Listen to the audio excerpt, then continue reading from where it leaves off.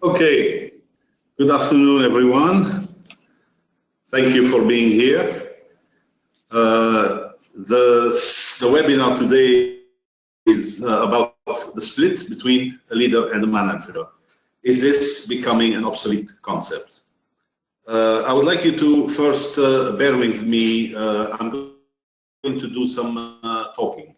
So I'm going to go over the slides, and for the first two slides, I would like all of you just to look at anything that's on the slide and try to make the comparison. Is it really a leadership function, or is it a managerial function?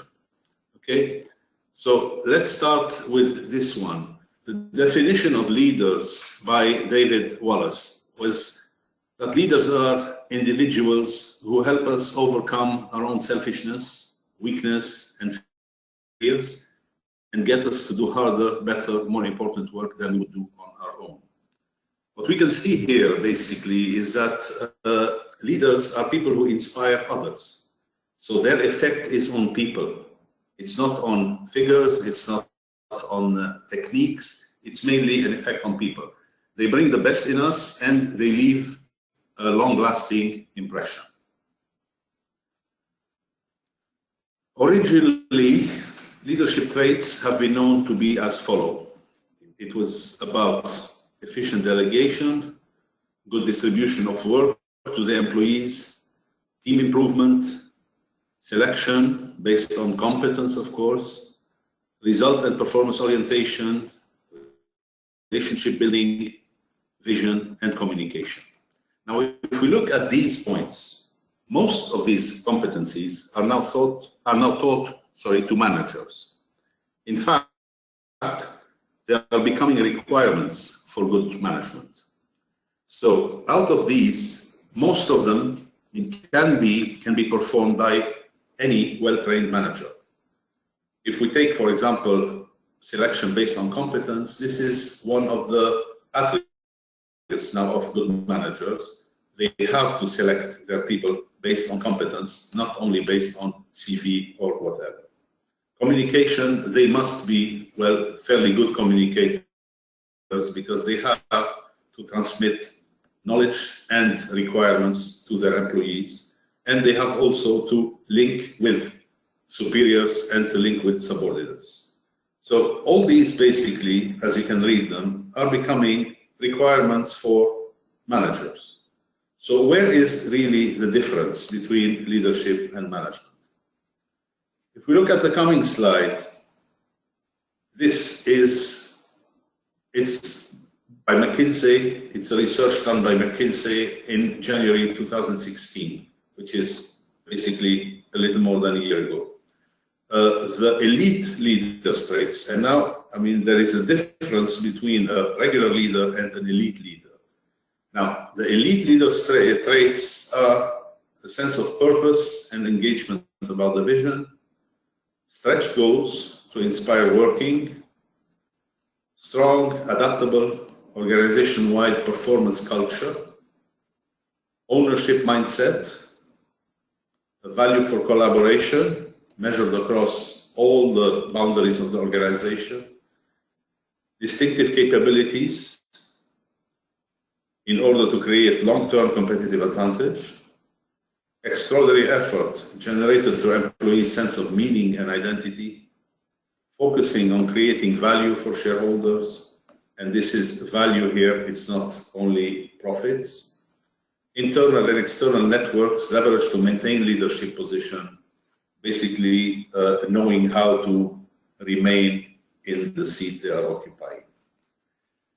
Now, whereas in the previous slide, the competencies were work-related, here you can see immediately that they are people-related. They are about engaging, inspiring, collaboration, ownership, effort, all matters related to individual or group management of people. So the difference between the initial traits of a leader and the ones that are actually, sought by senior management are mainly about that shift from doing proper management with all the figures involved, with all the planning involved, to management dealing mainly with how to manage people, how to bring the best in them, how to motivate them, and most importantly, how to try to keep them around. Leadership started with the idea of keeping people. People were becoming an expensive resource, and cutting expenses was not enough anymore for companies to sustain themselves. They needed a different approach, an approach where they had to deal with a very volatile resource, which is people, and that brought in the idea of leadership. This is why this idea was basically created in the 70s and the 80s. Now, John Potter in 1990 wrote a famous article in which he proposed that management and leadership are two distinctive systems of action. They have similarities, like they involve decision making, they create networks of people, they ensure that work is actually done, but they are also very different. Management is about coping with complexity, while leadership is about coping with change. And the real challenge here is to combine strong leadership and strong management, because it has shown that people who are very good leaders might not be good managers, and vice versa. This is where training and development came in, and people started training their managers, trying to find leadership in them or to instill leadership in them. This has worked to a certain extent, but we will see that along with what Kotter has developed, that some differences still remain. Nowadays, change, which is, what leadership is about, change is an integral part of our work life, and companies who do not adapt to and embrace change soon become obsolete. Change management workshops are now among the most popular training offers. This is because managers need to understand change as part of their leadership learning. Does this mean that learning about change is enough to turn any manager into a leader? Well, let's dig a little further. When management involves planning and budgeting, leadership involves setting direction. When management involves organizing and staffing, leadership involves aligning people. And when management provides control and solves problems, leadership provides motivation. In leadership, you tell people, you motivate them into finding the solutions to problems themselves. Again, the aim of management is predictability, while leadership's function is to provide change. It is more inductive than planning and searches for patterns and relationships. It results in visions and strategies to realize them. Management looks for the right fit between people and jobs. Leadership looks for the right fit between people and the vision. Management strives to make it easy for people to perform routine tasks day after day.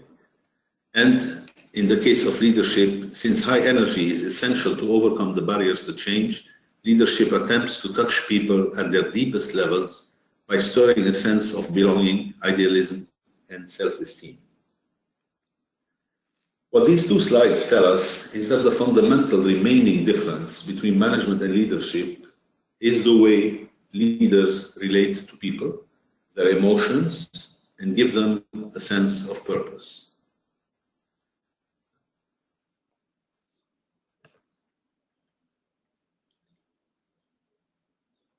In an attempt to increase efficiency and motivation, managers are now intensively trained on the following subjects, which are mostly related to people management and emotional intelligence: communication skills, motivation skills, ability to innovate, adaptability to change, teamwork, and people development.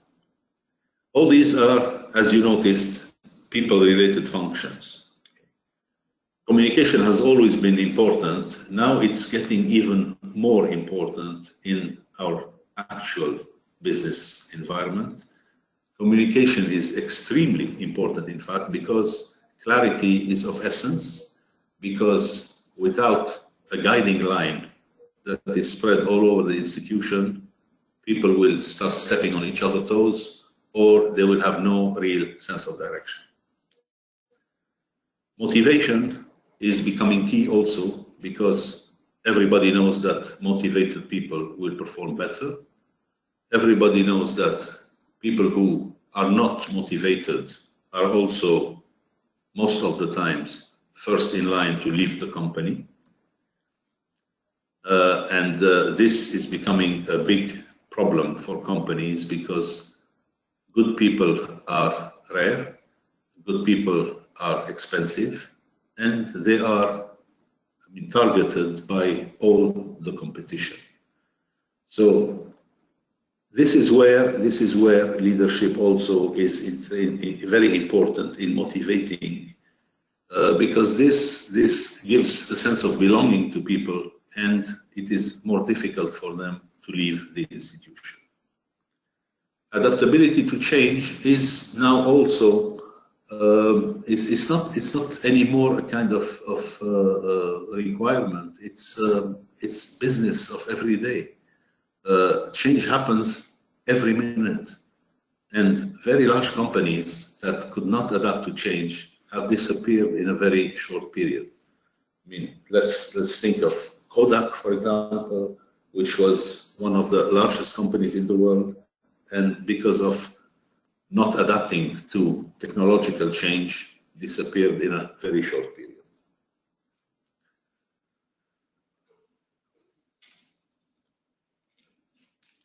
So, according to Daniel Goleman, in 1997, he said that the main characteristic of a leader is emotional intelligence.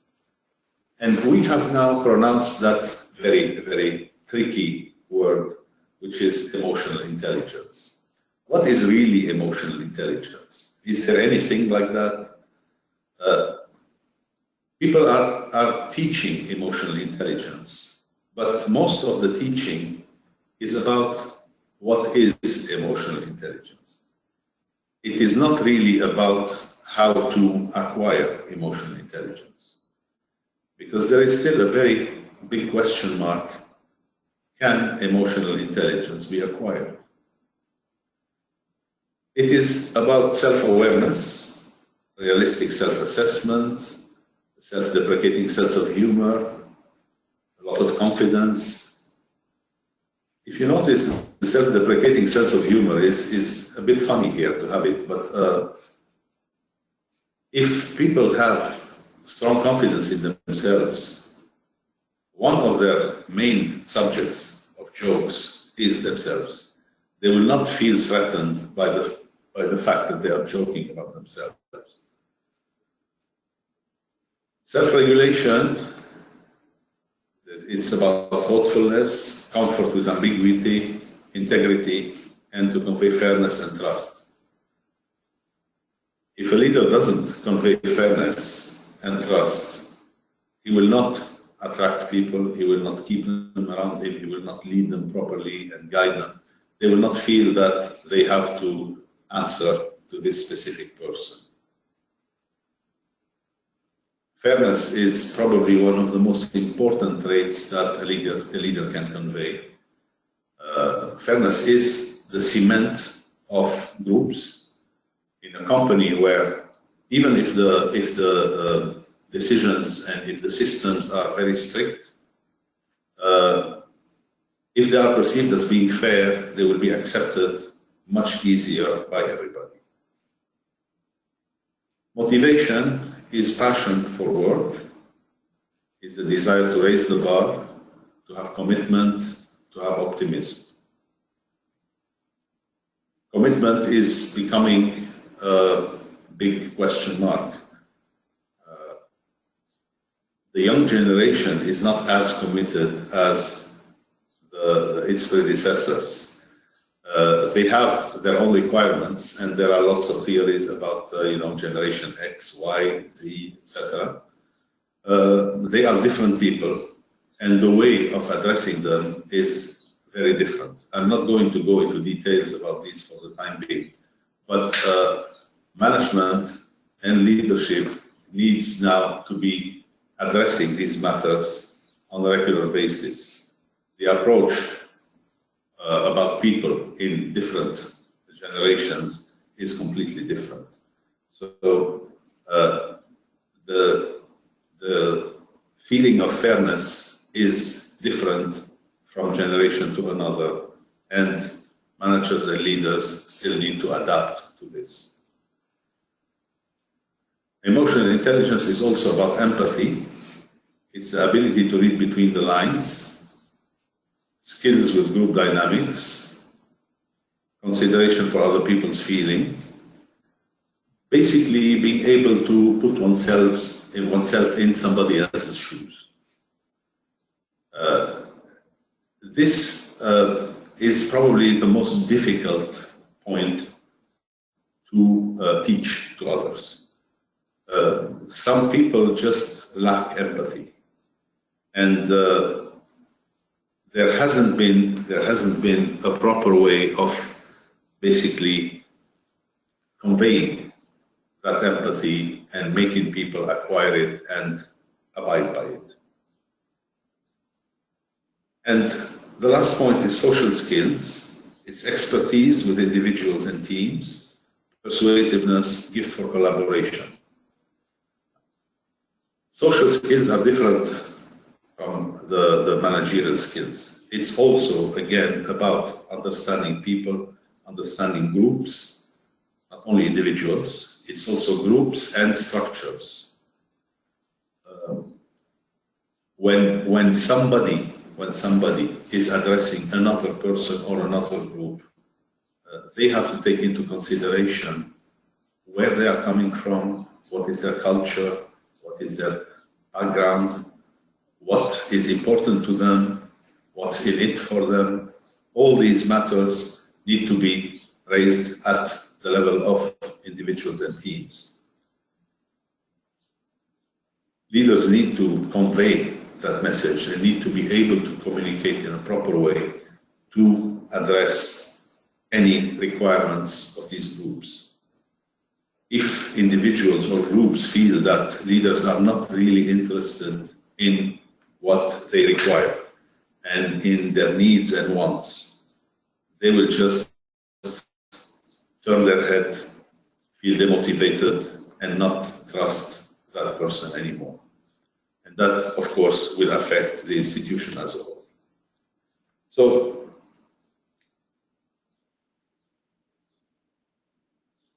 is anybody capable of crossing that line?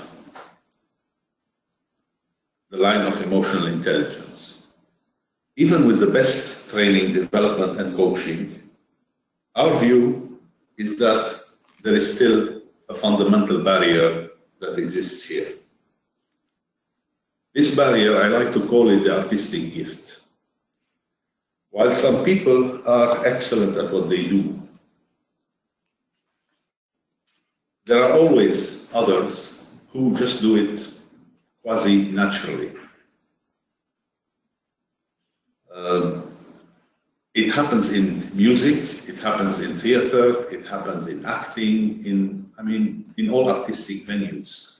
You have excellent craftspeople, and you have those who are practically, so much at ease with it that it comes naturally. And although some of them have acquired it through learning, but that learning, the same learning given to somebody else, did not end up with the same results. And we propose that leadership is an art. And like every art, some people are more gifted than others. This is not to say that we should not teach leadership anymore to managers. It is still very important because it broadens their horizon, it gives them something to look up to, and it will definitely make them better managers. Understanding things like a vision, a culture, and some matters about motivation and about the social skills that are needed to keep people together is very important. And some systems have been created to allow people to navigate within these points. But as I said, I still believe that some people are just, it comes to them much more naturally. So the remaining differences, we can say that most leadership skills can be taught. The difference lays in the way and ease with which these skills are utilized. Defining a vision can be taught, but few people will instill it with quality, reach, and focus. While some managers can become excellent technicians, others are, like we said, artists. Their actions come effortlessly, and their decisions are a mix of experience and intuition. How many managers rely essentially on their intuition to take hard decisions? How many have that innate confidence? Lots of managers will make their decisions based on planning, based on figures, based on looking at previous reports and previous results. But some of them have that feeling that will make it quicker and much, much more efficient. The main difference factors, again, they are still based on relations with people. The main difference factors are emotional intelligence, and can emotional intelligence be learned, or does it consist mainly of a genetic component? It's intuition, and how much can intuition be developed? It's charisma, and can charisma and its positive pulling energy be taught? And it's art, and the question is an artist born or made?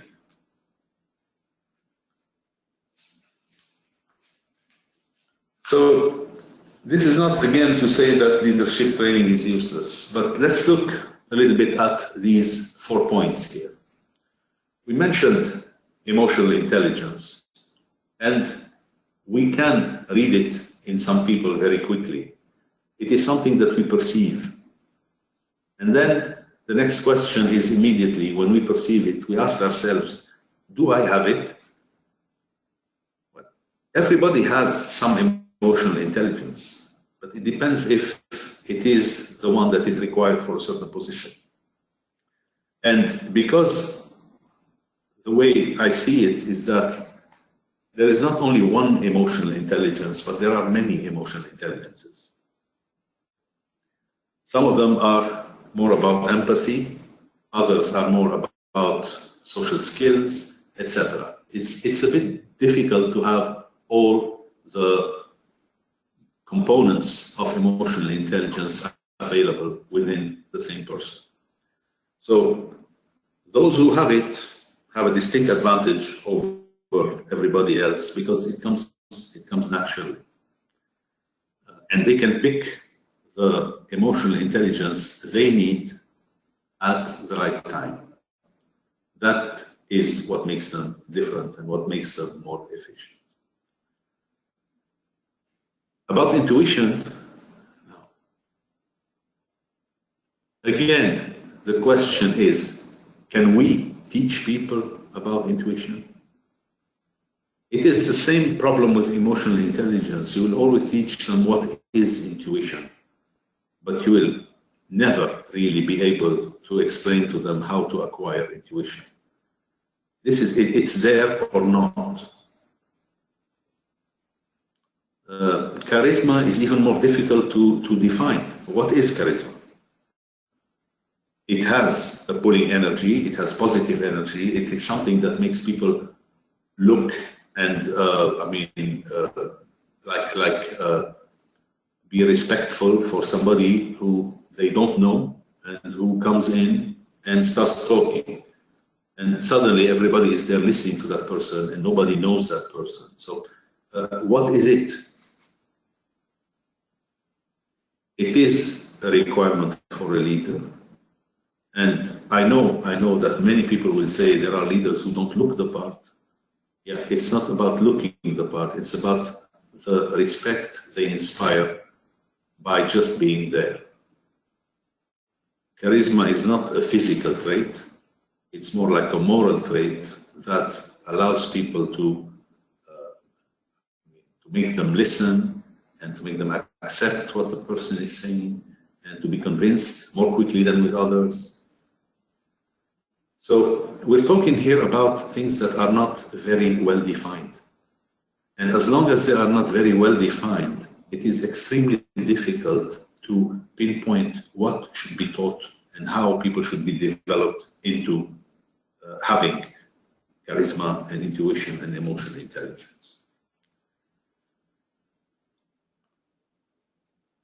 Now, the last question is about the artistic gift. It is, again,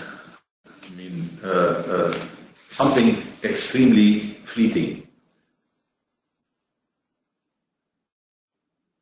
Let's take, for example, a very famous example like Mozart. Mozart started composing at the age of 5.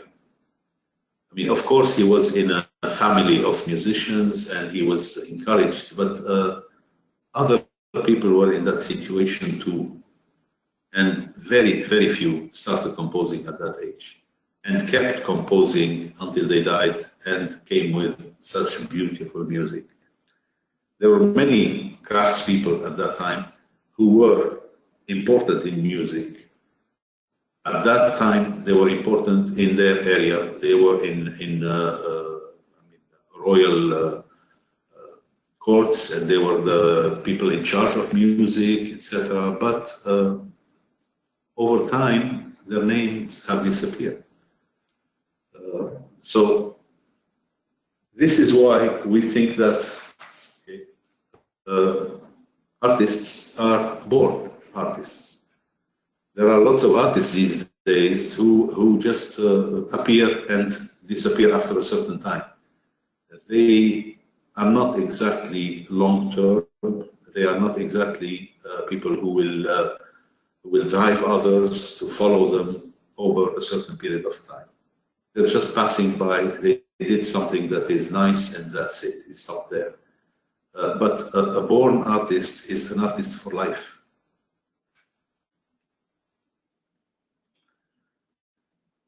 As conclusions, we propose that the main barriers for managers to become leaders are not within the realm of training and development. Because as we mentioned, training and development has done its part. It has moved managers from being just simple and straightforward managers to more sophisticated people who are also in charge of their teams. But it is extremely difficult for training and development to devise the proper workshops or seminars or material that will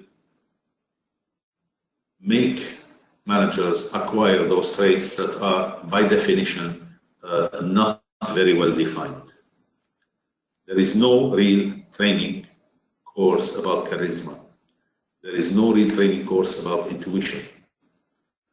Emotional intelligence, again, what we mentioned is that there are lots of courses about emotional intelligence, but they are mainly about what is emotional intelligence. To acquire it is more like, a very long and difficult process of self-investigation and trying to really work on the own habits that we have acquired over our life and that are very difficult to change. Excellent leaders are gifted with personal characteristics. This is why I think the term natural born leader was created, because this is the feeling that a real leader gives you. You feel that he was born with that gift, and he will remain having that gift. Now, the gap has diminished between managers and leaders, but there remains a distinct difference. Now, before we close, I would like to just mention some traps for organizations that have tried to change managers into leaders. The first trap is that most of the leadership training is addressed to senior employees who have already acquired many traits through experience. Sorry. There is no planning for the future generations. And leadership is essential for the other generations. The managers have already acquired some of the knowledge. So training is often addressed to the wrong group of employees. Leadership must be taught to middle managers and to be managers as a priority. It doesn't need to be what we call a full leadership program, but they need to be exposed to the particulars of leadership as they are being taught lately through training or through on-the-job training. And this is where we can build a common trait in our institution and make it part of culture. Probably because of its cost, leadership training is mainly addressed to the senior management. And after a certain point, it becomes redundant. Once senior management acquires the traits they can acquire, and they realize that there are traits that they cannot acquire, that's it. Hammering leadership again and again will not be of any use. Whereas if leadership training is addressed to the middle management, the people who really need it, it will make them better people to start with, and it will give them the ability to understand senior management and to be able to, when promoted, be part of that group immediately.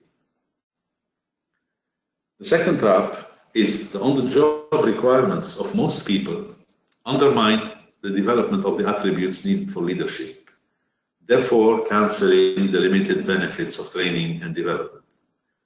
Basically, managers who are aspiring to be leaders are flooded with daily tasks that prevent them from applying leadership skills, especially because those managers are also asked to have leadership skills. They have more and more tasks. It is difficult to hire more people to assist them, so they end up doing lots of jobs at the same time, and they end up failing. Leadership training must be given within a special environment that allows some free time to the recipient. Leadership is also about reflecting. So it's not only a matter of applying everything that was learned. It needs to leave a bit of space for reflection, for thoughts, for planning, for thoughts about the vision and the mission. This is where also sometimes all the training about leadership is failing. Thank you very much for being here, and the room is now open for questions.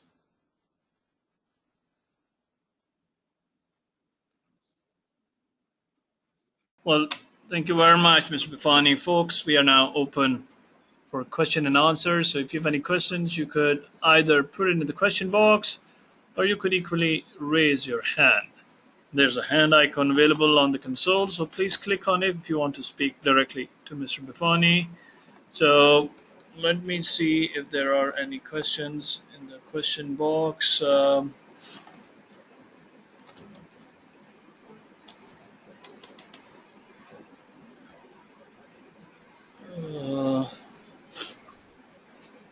Well, folks, you can put it in the question box. There's a slight glitch I'm encountering. Okay, there are a couple of questions in the box. Being the first one, can someone have most or all of the leadership skills and still not be perceived as a leader? Yes, it's perfectly possible. Sometimes leadership needs special circumstance to show. If we take examples from the, let's say, the political world, a person who is well known and mostly respected as a very famous leader, like Nelson Mandela, for example.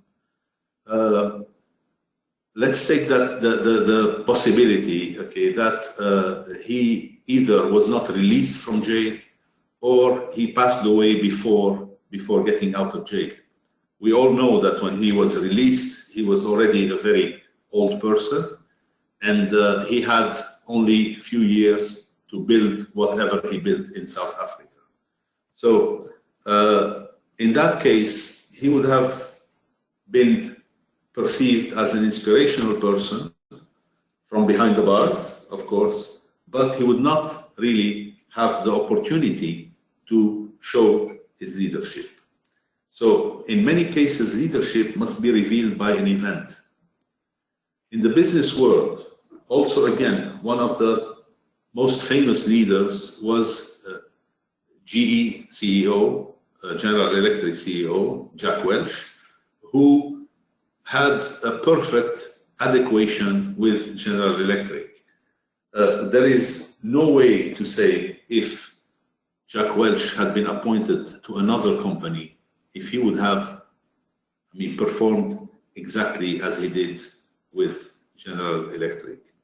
So, yeah, sometimes, and especially if we believe that people are born with leadership, sometimes they have the traits, but they have not shown them yet or will not be able to show them because of circumstance.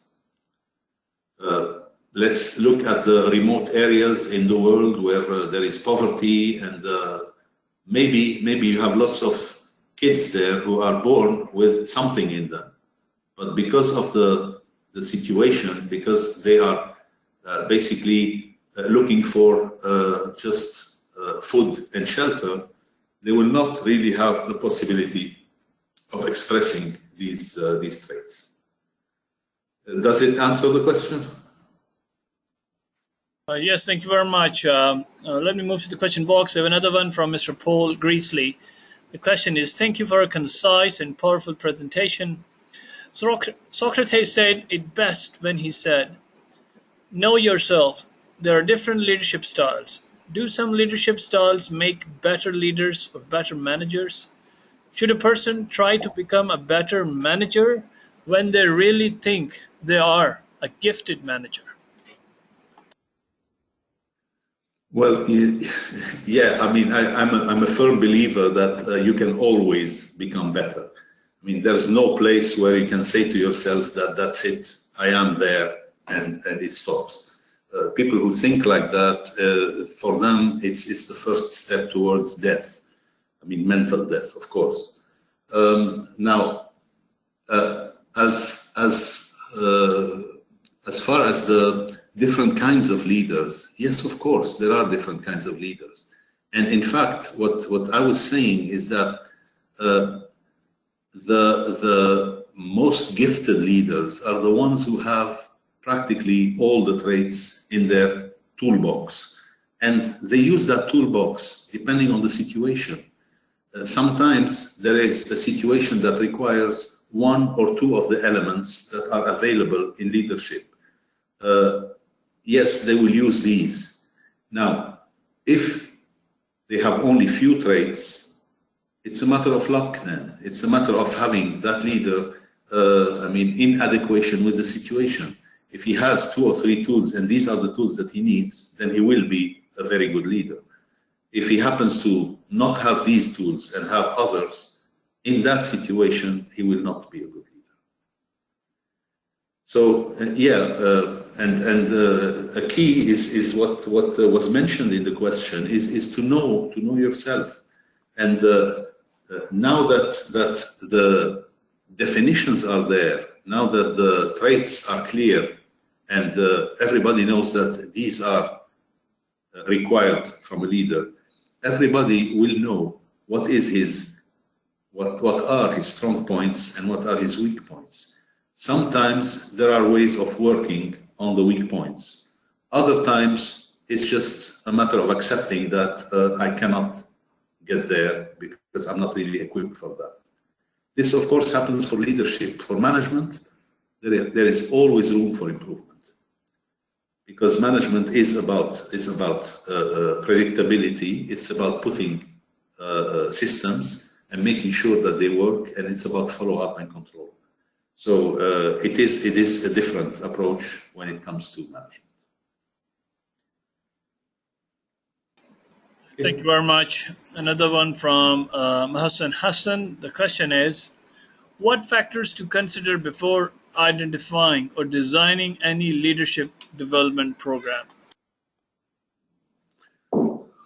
Well, the first factor would be the needs. Do we really need it or not? And then who is concerned? As I mentioned, there are many programs that address only senior managers. Now, leadership programs can be used for 2 purposes. The first one is mainly just to teach leadership, and that, as we saw, has its limitations. The second one is to be used as a forum where all the senior people and all the people who will have some kind of role, a senior role to play one day in the company, are put together, and they interact together. They share information, they share knowledge and experience, and they learn how to work together better. Now, this is a way of making sure that any shortcoming in a person might be covered by another. And once you have the culture of people accepting each other and people working in harmony, which is one of the traits of leaders, by the way, then the synergies become very, very strong, and the results immediately have a high impact. They have a high impact on the results. So you have to define the needs. If it's just a matter of, if the senior management is not exposed at all to leadership, then by all means, yes, have a leadership program that will teach them about the traits of leadership, and try to, of course, have it as practical as possible. If it's a large company with a failing culture or a weak culture, then the second approach would be much more efficient. Of course, it's a bit more time-consuming and more expensive than the first one, but it's by far the more efficient, and it will definitely give results. I've been there, I know it works.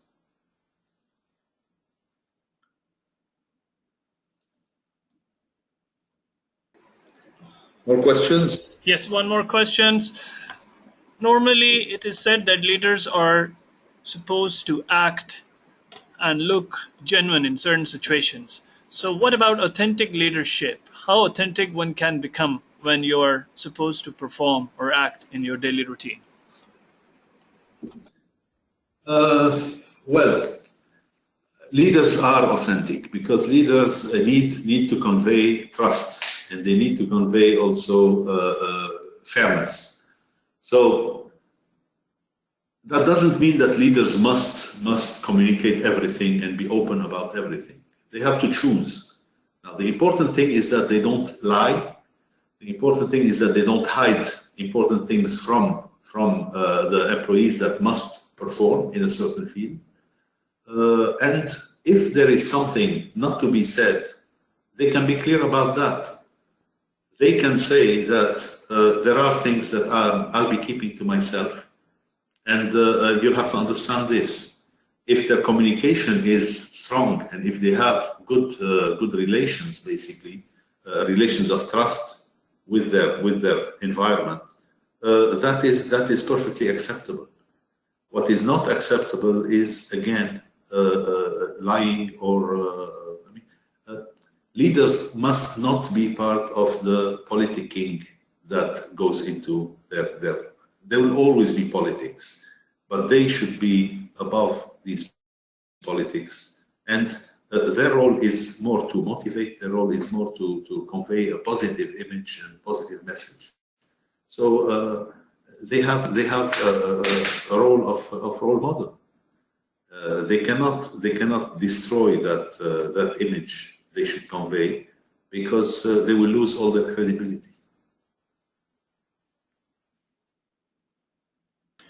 Well, thank you very much, Mr. Bifani. That really brings us towards the end of the webinar. Any concluding remarks that you would like to give before we dismiss out? No, it's fine. I just want to thank everybody, and thank you especially, and hope we'll meet again. Thank you very much, and I really want to thank you on behalf of the Madinah Institute for Leadership and Entrepreneurship for taking the time to deliver this live webinar. So once again, Mr. Bifani, thank you very much. And thank you. Thank you. And thank you all of those who participated in this webinar. Please stay tuned to webinar.mile.org to learn about our upcoming webinars, programs, and equally to access our recorded versions. With that note, I would like to end and conclude. So you all have a good day, good afternoon, good evening, wherever you're calling from. Assalamu alaikum wa rahmatullahi wa barakatuh. Thank you very much.